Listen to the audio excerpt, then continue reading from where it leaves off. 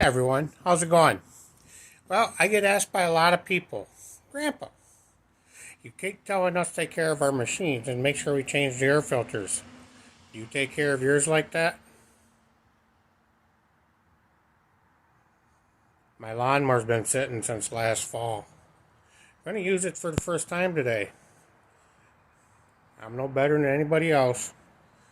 I should take better care of my own equipment as well. Have a good day.